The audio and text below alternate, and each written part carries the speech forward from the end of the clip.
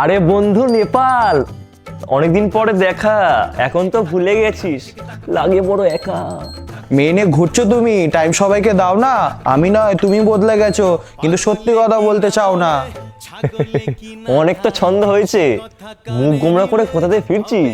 দুঃখের কথা কি বলবো কাজু, এই দেখ না রাস্তায় পুলিশ ধরেছিল, 2,000 টাকা ফাইন নিয়ে নিল। এইখানে আমার জাম্বো বাবাই থাকলে না, পুলিশ একটা টাকাও নিতে পারতো না। ক্ষমতা জানিস আমার জাম্বোর?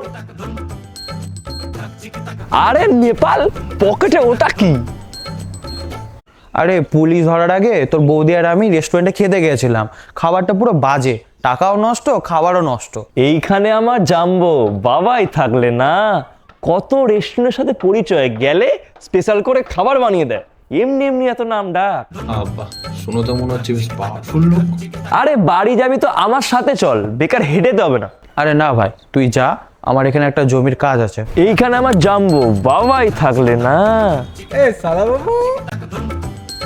শালা বাবু, বলছি একটু 150 টাকা ধার হবে? বাংলা খেতাম, এখন তো কেউ আর পায়খানা পরিষ্কার করতে ডাকছে না। এটা আবার কে? এইটাই তো আমার জাম্বো বাবাই। বোকা চোদালে আমরা জাল ছাড়া। পাগলে কি না বলে, ছাগলে কি না খায়।